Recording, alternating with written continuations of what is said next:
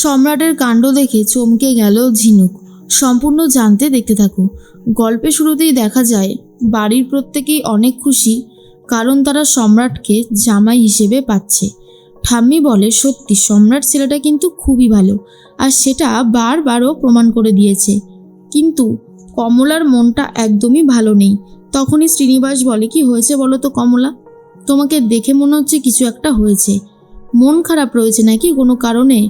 কমলা তখন বলে, আসলে আমার মনটা খুব একটা ভালো নেই। এই কারণেই যে ঝিনুক তো আমাদের সবার সাথে থাকে, হঠাৎ করেই ও ওখানে গেলে কি করে কি করবে একা একা, সেটা নিয়েই মনটা খারাপ হয়ে যাচ্ছে আর কি। তখনই ঠাম্মি বলে, ও এই ব্যাপার, তুমি তো জানোই বৌমা, মেয়েরা সব কিছু করতে পারে। হ্যাঁ মানছি, ঝিনুক আমাদের সবার সাথে একসাথে থাকে, কিন্তু দেখবে ও ওর নিজের সংসারে সব কিছুই গুছিয়ে নেবে, আর এটা আমার বিশ্বাস। তখনই কমলা বলে, হয়তো পারবে, কিন্তু কতটা কষ্ট হবে মেয়েটার সেটাই বুঝতে পারছিলাম।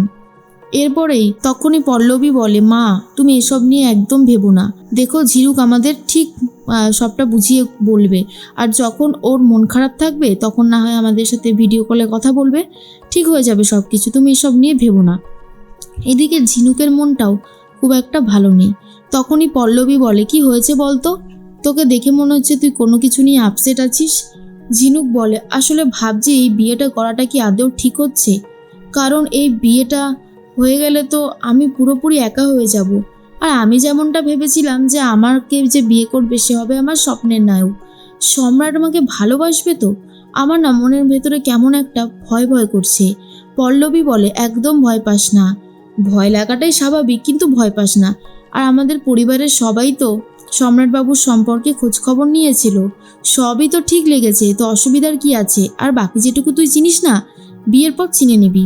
ঝিনুক বলে, সব কিছু ভালো হবে তো রে দিদি, খুব টেনশন হচ্ছে। পল্লবী বোঝাতে থাকে, সব ঠিক থাকবে, তুই একদম ভাবিস না। এইদিকে সকাল সকাল সম্রাট খাসনবিশ আবারও চলে এসেছে ঝিনুকদের বাড়িতে।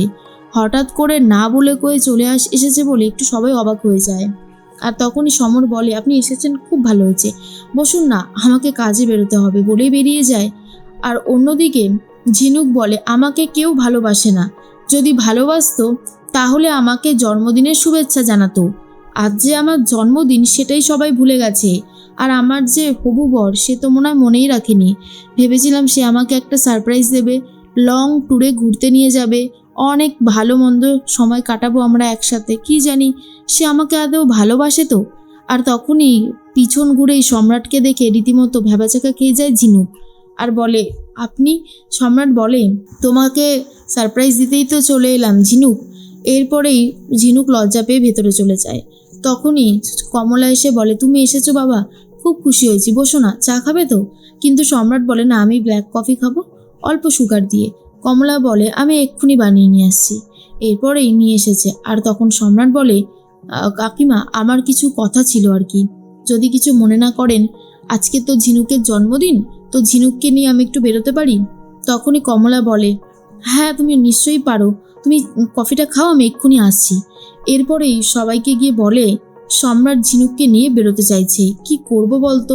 পল্লবী তখন বলে, বেরোতে চাইছে যখন বেরোতে দাও না, আর তাছাড়া ওদের তো সামনেই বিয়ে, আমার মনে হয় না খুব একটা অসুবিধা হবে। তখনই প্রীতি বলে, হ্যাঁ মা, আর তাছাড়া বিয়ের আগে পাত্রপাত্রী নিজেদেরকে চিনবে জানবে, এটাই তো ভালো।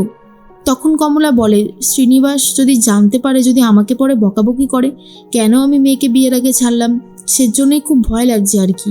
পল্লবী বলে, ঝিনুক তো সম্রাটবাবুর সাথে কথাই সেরকম বলেনি, ওদের মাঝখানে কোনো রকমের কোনো কথাও হয়নি, আমার মনে হয় ওদেরকে যদি একটু একা ছাড়ো তাহলে ওদেরও ভালো হবে। এবার দেখো তোমরা কি করবে। ঠিক সেই মুহূর্তেই কমলা ভাবে যেতে, মেয়েটার তো চেনা জানাটাও দরকার। এর মাঝখানে পল্লবী বেরোতে চাইলে ঠিক তখনই জিজ্ঞেস করে, কোথায় যাবি? পল্লবী বলে, আমার একটু কাজ আছে, আমি সন্ধ্যের আগেই ফিরে আসবো, আমাকে নিয়ে একদম ভেবো না। কমলা বলে, আচ্ছা সাবধানে যাস তাহলে।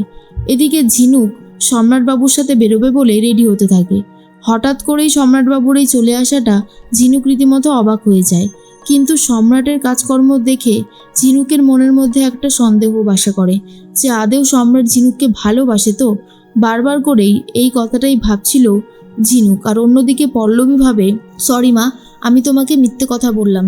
তুমি আর বাবা যদি জানতে পারো আমি আবারও মিঠির খোঁজ নিতে বেরিয়েছি, তাহলে তোমরা আমাকে বারণ করবে, কিন্তু আমি মিঠির জন্য সব করতে পারি। মিঠিকে একটু দেখতে চাই, মিঠিকে না দেখলে আমার মনটা কোনোভাবেই শান্ত হচ্ছে না। তাই পল্লবী বেরিয়ে যায় মিঠির খোঁজ নেবে বলে। আর এই খোঁজ নিতে গিয়ে রীতিমতো পল্লবী কী করবে বুঝতে পারে না, কারণ তাকে পাঁচিল টপকে যেতে হতো ওই পাশে। আর এদিকে পল্লবীকে তো ফলো করছিল আদি।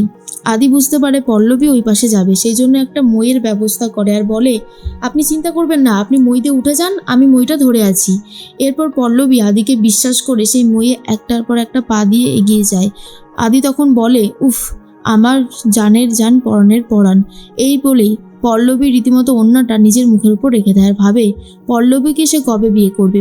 এদিকে আদি জানেই না যে সেই ভালো কাকিমার মেয়েই হচ্ছে পল্লবী, প্রীতির ননদ হচ্ছে পল্লবী। আদি শুধু পল্লবীকে বিয়ে করতে চায়, এটাই শুধু জানে আদি।